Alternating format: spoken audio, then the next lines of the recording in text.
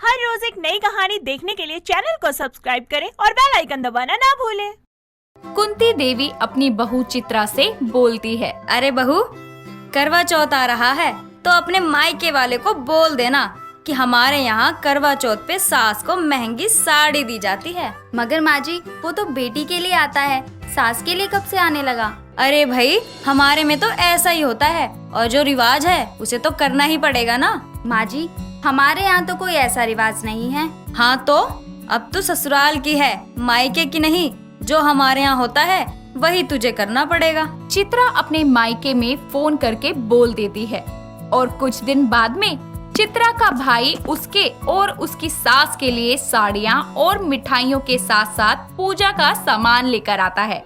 थोड़ी देर बाद में जब उसका भाई चला जाता है तब चित्रा की सास मुंह बनाते हुए बोलती है, हे भगवान, ये कैसे भिखमंगे थे जो उनके घर से हम उनकी लड़की ब्याह लाए। अरे इतनी कंजूसी करते हैं ये लोग। क्या हुआ माँ जी अब? अरे ये कोई साड़ी है? इसे देखकर तो लग रहा है चादर है। ये तो चादर। अरे देने की औकात नहीं थी तो बोल देते। बस माँ जी, अब मैं कुछ भी नहीं मांगूंगी अपने घर वालों से। वो लोग आपकी मांग को पूरा करते रहते हैं, मगर फिर भी आप उन्हें सुनाती रहती हैं। अरे मुझे कोई शौक नहीं है तेरे भिखमंगे माँ बाप से कुछ मांगने की। अब जो रिवाज है उसे तो करना ही पड़ेगा ना। उसमें भी जान जा रही है महारानी की। चित्रा वहाँ से रोते हुए अपने कमरे में चली जाती है। तभी उसकी सास मुंह बनाते हुए कहती है, महारानी का ऐंठ तो देखो। माँ बाप के खिलाफ एक भी शब्द बर्दाश्त नहीं हो रहा। अगर इतना ही वो है तो समझा दे अपने माँ बाप को कि जो भी सास बोले वो समय पे दे दे लाकर। ऐसे ही समय बीतता जाता है। चित्रा की सास का रिवाज के नाम पर लालच बढ़ता जा रहा था। ऐसे ही एक दिन चित्रा को अचानक उल्टियां और चक्कर आने लगते हैं। वो अपना प्रेगनेंसी का चेकअप करवाती है तो उसे पता चलता है कि वो माँ बनने वाली है। ये खबर वो अपनी सास को बताते हुए बोलती है, माँ जी, आप दादी बनने वाली हैं। क्या बहू, मैं दादी बनने वाली हूँ? ये तो बड़ी ही खुशी की बात है। जरा फोन तो लगा अपनी माँ को, मैं बात करूँ उनसे। चित्रा अपनी सास को फोन मिलाकर दे देती है और उसकी सास चित्रा माँ से बोलती है, अरे बहन जी, राम राम। सब ठीक ठाक है ना घर में? हाँ बहन जी, सब ठीक है। आप बताइए। हम ये कह रहे हैं कि आपकी बेटी माँ बनने वाली है और हम दादी और आप नानी। सच में मैं नानी बनने वाली हूँ? ये तो बहुत खुशी की बात है। हाँ, वो क्या है ना, अब खर्चा करने के लिए अच्छे से तैयार हो जाइए, क्योंकि हमारे यहाँ बच्चा पैदा होने पर मायके वाले ही सारा खर्चा करते हैं। ठीक है बहन जी। अच्छा बहन जी, चलो अब रखते हैं फोन। ऐसे ही कुछ महीने बीत जाते हैं और चित्रा का 5वां महीना शुरू हो जाता है और उसकी सास उसे बोलती है, बहू, अब तेरा 5वां महीना शुरू हो चुका है तो अब तेरी गोद भराई कर देनी चाहिए। इसीलिए अपने मायके वालों को फोन करके बोल दियो कि सास को सोने का हार चाहिए गोद भराई में, क्योंकि मैं बच्चे की दादी माँ हूँ। और हाँ, जो बाकी का सामान होता है उसमें कोई भी कटौती ना करें वो लोग। माँ जी, मेरी माँ कहाँ से आपको सोने का हार देंगी? अरे तू जो बच्चा पैदा करेगी उसका खर्चा भी तो हम ही उठाएंगे ना। माँ जी, वो बच्चा आपका पोता है और बच्चे का खर्च उठाना उसके पापा की जिम्मेदारी है, समझिए आप। मुझे कुछ भी नहीं पता। मुझे गोद भराई में सोने का हार चाहिए तो मतलब चाहिए। अगर मुझे हार नहीं मिला ना तो मैं तेरे माँ बाप को आने नहीं दूंगी गोद भराई में। इतना बोलकर कुंती देवी वहाँ से चली जाती है। बेचारी चित्रा रोने लगती है। कुछ दिन बाद में चित्रा की गोद भराई का दिन आता है। तभी उसके माँ बाप सोने का हार और बाकी सामान लेकर आते हैं। कुंती बड़ी ही खुश होकर उनका स्वागत करती है। तभी चित्रा की माँ कुंती देवी को हार देती है। कुंती हार खोलकर देखती है और बोलती है, हार का डिजाइन तो ठीक ठाक है, मगर वजन तो बिल्कुल हल्का है इसका। बहन जी, हम जितना कर पाए उतना ही किया है।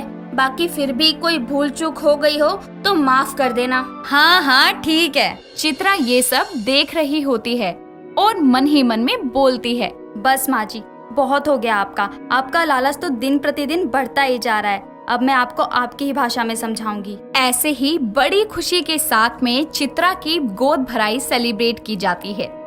ऐसे ही समय बीतता जाता है। और अब चित्रा का 9वां महीना शुरू हो जाता है। एक रात चित्रा को लेबर पेन शुरू होता है।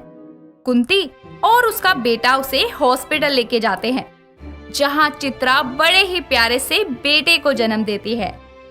ऐसे ही कुछ समय बाद में चित्रा अपने ससुराल आ जाती है और चित्रा अपनी सास से बोलती है, माँ जी, ओ माँ जी, कहाँ हैं आप? अरे बोल ना, क्या हुआ? क्यों पीपनी बजाए जा रही है? माँ जी, वो क्या है ना, बच्चे के जन्म के बाद दादी को बच्चे के लिए एक सोने की तगड़ी, कंगन और गले में सोने का चैन बनवाना होता है। ये रिवाज है माँ जी। अरे तू चिंता मत कर, मैं अपने पोते को दे दूंगी जो देना है। अरे माँ जी, ये तो पोते के लिए है और पोते की नानी के लिए आपको एक सोने का हार देना होगा। ये रिवाज है माँ जी। ऐसा तो कोई रिवाज नहीं होता। माँ जी, ये रिवाज है। अगर इसे पूरा नहीं किया आपने तो बच्चे का मानसिक संतुलन खराब हो जाता है। अच्छा, तो एक काम कर, जो तेरी माँ ने मुझे हार दिया था वो ही उन्हें वापस कर दे, क्योंकि अभी मेरे पास पैसे नहीं है कि मैं उन्हें नया दूं खरीद के। ठीक है माँ जी। ऐसे ही समय बीतता जाता है और अब बच्चा 15 दिन का हो गया था। तब चित्रा अपनी सास से बोलती है, माँ जी, ओ माँ जी।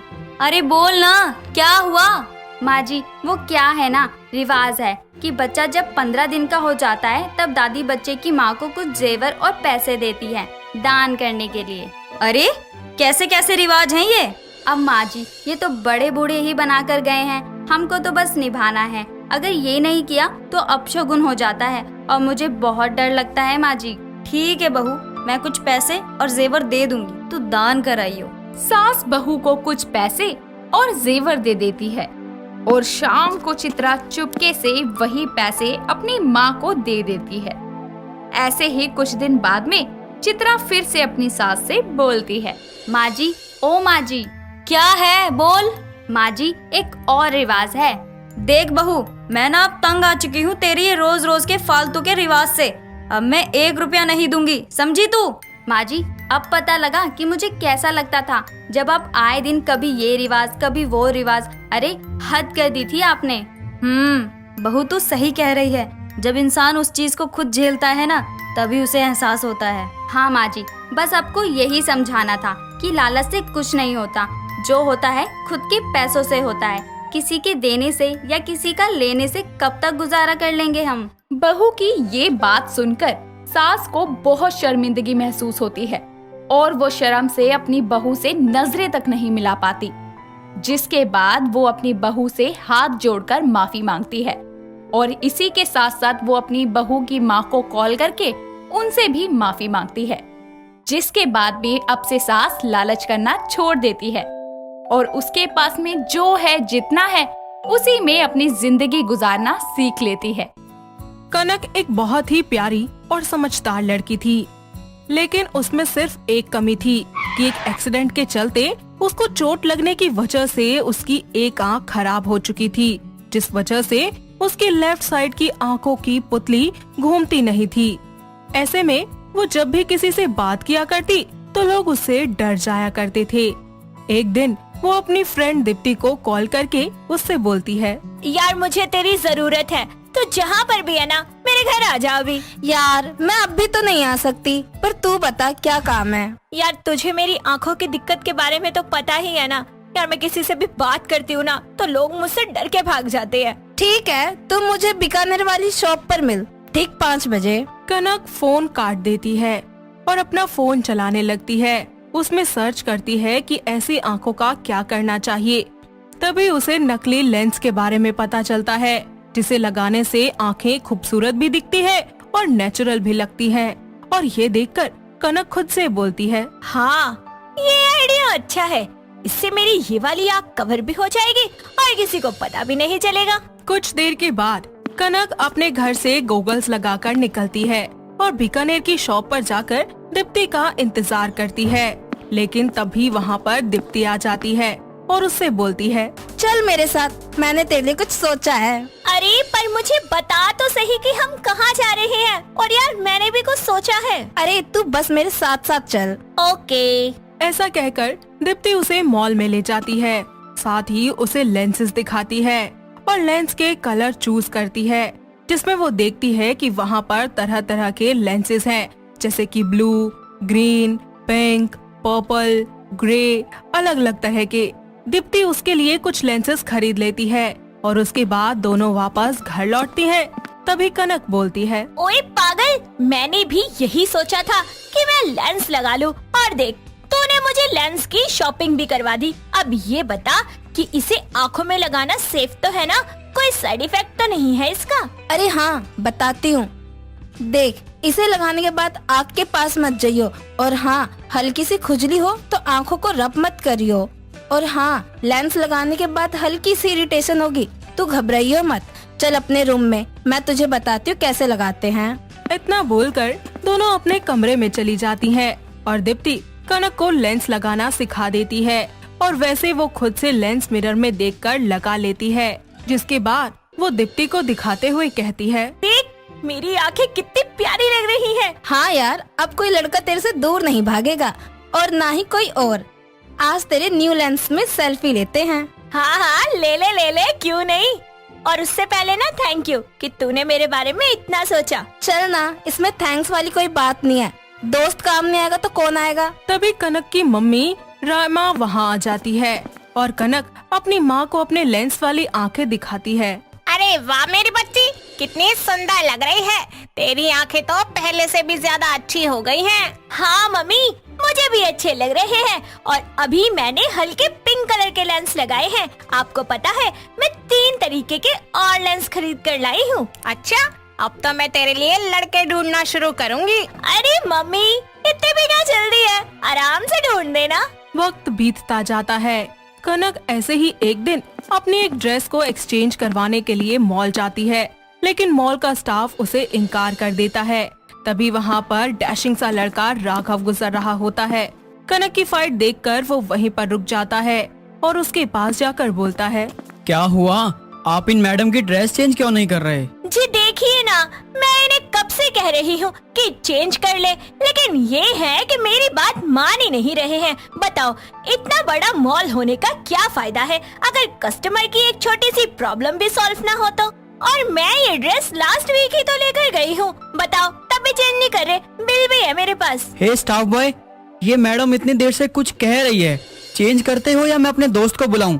वही यहाँ आकर ओनर या मैनेजर को बुलाएगा। फिर अगर तुम्हारी नौकरी खतरे में आई तो बाद में मत बोलना कि वो नहीं किया। सॉरी सर, मैं अभी इस ड्रेस को फटाफट चेंज करवा देता हूँ। ओके मैम, आप इसके बदले कोई दूसरी ड्रेस सेलेक्ट कर लीजिए। स्टाफ बॉय की बात सुनकर कनक दूसरी ड्रेस लेकर मॉल से बाहर निकलती है और तभी राघव का शुक्रिया अदा करते हुए वो उससे बोलती है, वैसे आपके कहने से उन्होंने इतनी जल्दी ड्रेस चेंज कर ली। मैं कब से कह रही थी, लेकिन वो बदतमीज स्टाफ मेरी बात ही नहीं सुन रहा था। कौन है आपके दोस्त यहाँ पर? वो सॉरी, एक्चुअली मेरा कोई फ्रेंड नहीं है, मैंने झूठ बोला, वरना वो डर के आपकी ड्रेस चेंज करती ही नहीं। ओह, ऐसा भी कर सकते हैं क्या? जी, जब घी सीधी उंगली से ना निकले तो उंगली टेढ़ी कर लेनी चाहिए, और अगर तब भी ना निकले तो घी को पिघला लेना चाहिए। मतलब आप हमेशा टेढ़े प्लान्स में रहते हैं सिचुएशन को हैंडल करने के लिए। जी, आपका good name? My name is Kanak and yours? My name is Raghav. वैसे आपकी आंखें बहुत ही सुंदर हैं, मन करता है इसमें ही डूब जाऊं। कनक और राघव बहुत ही अच्छे दोस्त बन जाते हैं और कुछ ही हफ्तों के बाद कनक एक रेस्टोरेंट में बैठी आइसक्रीम खा रही होती है कि उसके कुछ स्कूल की फ्रेंड्स उसे मिलती हैं। ओए, ये अपनी कनक है ना, एक आंख वाली? ये हमें बुला रही है, चलो इसके पास। हाँ हाँ, वही है, चलो। हाय कनक, कैसी है तू? अरे वाह, अरे तू तो बिल्कुल ही चेंज हो गई। और ये तेरी आईज, ये तो और ही चेंज हो गई। हाँ, इतना टाइम हो गया, चेंज तो आएगा ही ना। अरे, इसने लेंस लगा रखा है, साफ पता चल रहा है इसकी आईज अभी भी ऐसी ही हैं। अरे हाँ हाँ, देखो तो, इसकी एक आईज अभी तक मूव नहीं करती। कनक, तू अभी भी महंगी है क्या? यार, तुम सब कितने झूठे और मतलबी हो। तुमने कभी मुझे अपनी दोस्त माना ही नहीं। मेरा हौसला बढ़ाने की जगह तुम सब मेरा मजाक बना रहे हो। अरे तुम जैसे दोस्तों को तो नर्क में भेज देना चाहिए। इतने में राघव वहाँ आ जाता है और कनक को देखता है, जिसे देखकर कनक सोचती है, कहीं इसने मेरी बातें तो नहीं सुन ली। अरे कनक, क्या हुआ? तुम्हारे शक्ल की इतनी हवाइयाँ क्यों उड़ी हुई हैं? कुछ भी तो नहीं। चलो ना, हम चलते हैं। वो अपने फ्रेंड्स के सामने से राघव के साथ निकल जाती है। समय गुजरता जाता है। ऐसे ही एक दिन दोनों किसी रेस्टोरेंट में मिलने जाते हैं। तभी कनक की आंखों में ईचिंग होने लगती है और वो राघव से बोलती है, राघव तुम 2 मिनट रुको, मैं वॉशरूम होकर आती हूँ। ओके, मैं वेट कर रहा हूँ। इतना कहकर कनक वॉशरूम चली जाती है और वहाँ जाकर अपना फेस वॉश करती है, जिसके कारण उसे ये पता नहीं चलता कि उसके लेंसेज निकल गए हैं और वो ऐसे ही बाहर आ जाती है। और मिरर में जब अपना चेहरा देखती है तो उसे पता चलता है कि उसका एक लेंस उसकी आंख से निकल चुका है, जिसके चलते वो राघव के आगे अपनी आंखें छुपाने लगती है। क्या हुआ? तुम ऐसे अपनी आंखें क्यों छुपा रही हो?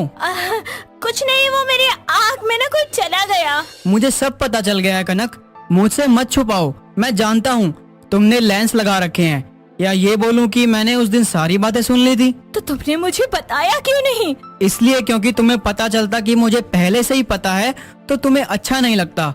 उसके बाद तुम मुझसे दूर हो जाती और मैं तुमसे दूर नहीं जाना चाहता था। क्यों नहीं जाना चाहते? Because I love you a lot. पर मैं तुम्हारे लिए अच्छी नहीं हूँ, तुम जानते हो ना कि मेरी आँखें। That's why I still love you कनक। मैं तुम्हें ऐसे ही अपनाऊंगा और तुमसे बहुत प्यार करूंगा। I love you too। इतना बोलकर दोनों एक दूसरे से शादी करने का फैसला लेते हैं और अपने घर वालों को अपने इस रिश्ते के बारे में बताकर उनसे शादी करने की मंजूरी भी ले लेते हैं। कुछ ही समय के बाद दोनों के घर वाले मिलकर बड़ी ही धूमधाम से उनकी शादी करवा देते हैं और साथ ही वो लोग अपनी नई शादीशुदा जिंदगी को खुशी खुशी एक नए सिरे से शुरू करते हैं। काजल अपनी दोस्त पिंकी के घर में बैठी अपने नाखून खा रही होती है। वो नाखून खाते खाते उस लड़के के बारे में सोचती है जो कि उसे काजल के घर आने से पहले रास्ते में मिला था। दरअसल काजल उस लड़के से टकरा गई थी, जिसकी वजह से वो अपनी साइकिल से नीचे गिर गई थी। ऐसे में वो लड़का उसे उठाता है और फिर उससे बोलता है, माफ कीजिए, मैंने देखा नहीं। वो लड़का उससे माफी मांगता है और वहाँ से चला जाता है। इससे पहले काजल उसे कुछ कह पाती, वो काफी ज्यादा दूर निकल चुका होता है। फिर काजल अपनी दोस्त के घर चली जाती है। वो उसी के बारे में वहाँ पर बैठे हुए सोचती रहती है। मैं उसे कभी नहीं भूलूंगी। मैंने आज से पहले इतना अच्छा कभी महसूस नहीं किया। उसकी आंखें कितनी सुंदर थी, ना उम्मीद ना सपने, एकदम खाली, जैसे किसी की तलाश हो। कहाँ खो गई तू?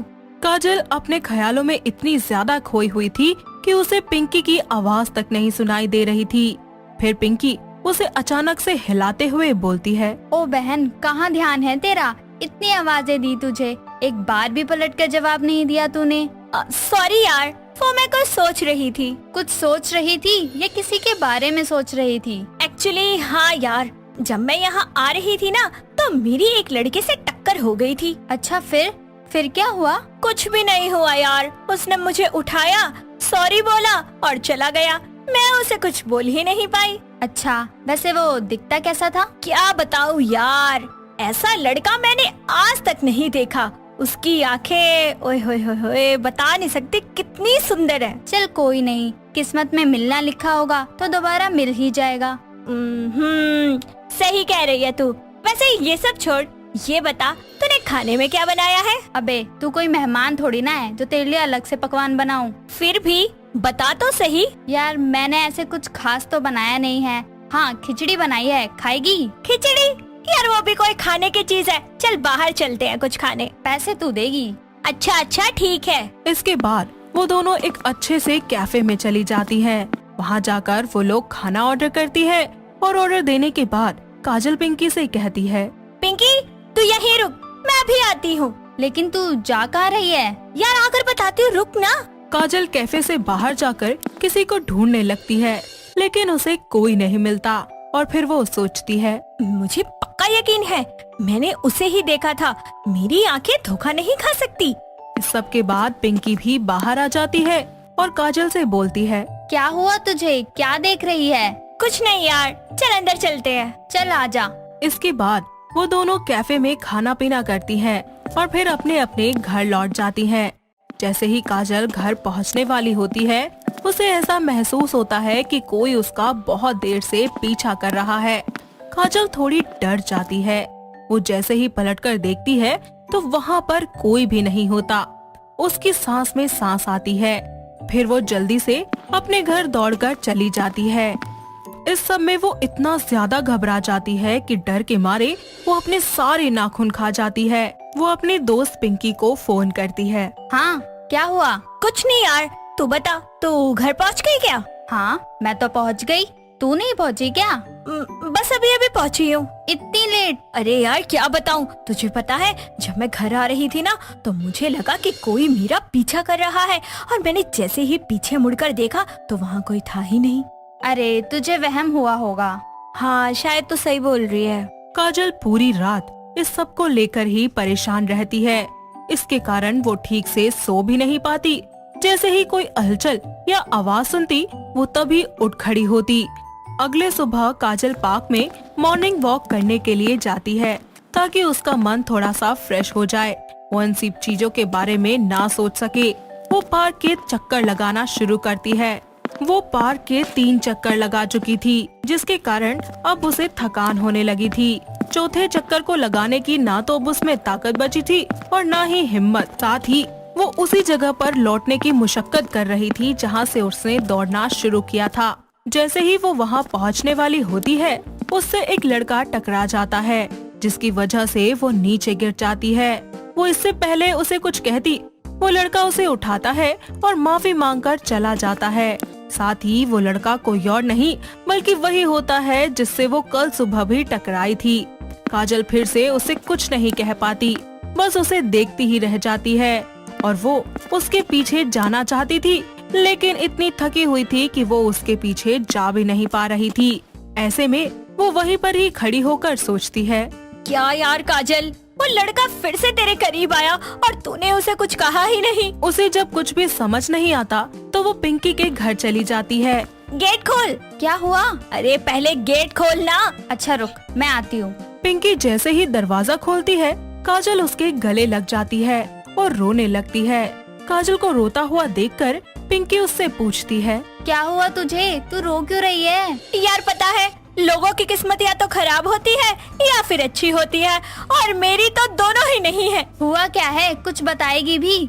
यार मैंने तुझे उस लड़के के बारे में बताया था ना। हाँ तो? वो लड़का आज फिर से मुझसे टकराया, लेकिन मैं उसे कुछ भी नहीं कह पाई। अच्छा, इसीलिए परेशान है तू? हाँ यार, मैं क्या करूँ? चल एक काम करते हैं, कल हम दोनों उसी पार्क में जाएंगे जहाँ वो तुझे आज मिला था। ठीक है। अगली सुबह पिंकी और काजल दोनों उसी पार्क में जाते हैं और उस लड़के का इंतजार करती है। उन्हें उसका इंतजार करते करते काफी ज्यादा देर हो जाती है, जिसकी वजह से काजल बहुत बेचैन होने लगती है और फिर पिंकी से बोलती है, यार पिंकी, वो आ गया या नहीं आएगा? अरे तू चिंता क्यों कर रही है, वो जरूर आएगा। वो दोनों कुछ देर और इंतजार करती है। वक्त बीतता जाता है और कुछ ही देर के बाद वो लड़का वहाँ आता है।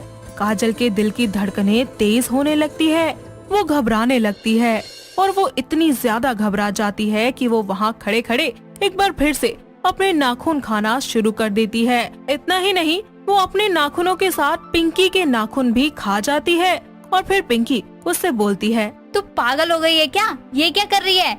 मेरे सारे नाखून खा गई, डॉक्टर ने तुझे मना किया है ना। यार मैं क्या करूं, मुझे बहुत डर लग रहा है। तो क्या तू मेरे नाखून खा जाएगी? सॉरी यार, देख वो यहीं आ रहा है। हाँ दिख रहा है मुझे। वो लड़का उनके पास आ जाता है। आते ही वो पिंकी से हाथ मिलाता है, जिसे देखकर काजल चौंक जाती है और पिंकी से पूछती है, तू जानती है क्या इसको? हाँ जानती तो हूँ। वो कैसे? हम बचपन से साथ जो हैं। मतलब तू इस लड़के से प्यार करती है? हाँ बहुत प्यार करती हूँ इससे। तू झूठ बोल रही है ना? तेरी कसम मेरी जान, मैं बहुत प्यार करती हूँ इससे। सॉरी, मैं तुम दोनों के बीच में आने की कोशिश कर रही थी। अरे मैं मजाक कर रही हूँ यार। मजाक? कैसा मजाक? अरे ये तो मेरा भाई तुषार है, कजन है मेरा। मतलब ये सारा प्लान तेरा था? जी ये सारा प्लान इसी का था। लेकिन वो क्यों? क्योंकि आप ठीक नहीं हैं। पिंकी ने बताया था मुझे, आपके पेट में इंटरनल इंजरी है ना। जी वो तो है। आप अपने नाखून इतने मत खाया कीजिए, आपको कुछ हो गया तो हमारा क्या हो, मेरा क्या होगा? जी मुझे कुछ होगा इससे आपको क्या ही फर्क पड़ता है? मुझे फर्क नहीं पड़ेगा तो किसे पड़ेगा? मतलब आप भी? जी मैं भी बहुत प्यार करता हूँ आपसे, इसलिए आपसे कह रहा हूँ, प्लीज अपना ध्यान रखा कीजिए।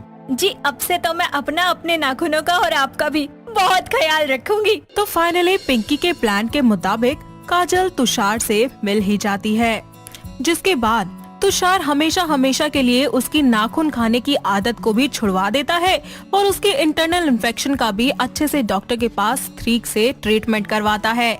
इतना सब कुछ हो जाने के बाद वो दोनों कुछ ही समय में एक दूसरे से शादी कर लेते हैं और खुशी खुशी अपनी जिंदगी में आगे बढ़ जाते हैं। दोस्तों, अगर आपको ये कहानी पसंद आई तो इसे लाइक करें, शेयर करें और कमेंट करके बताएं कि कहानी में आपको सबसे अच्छा क्या लगा।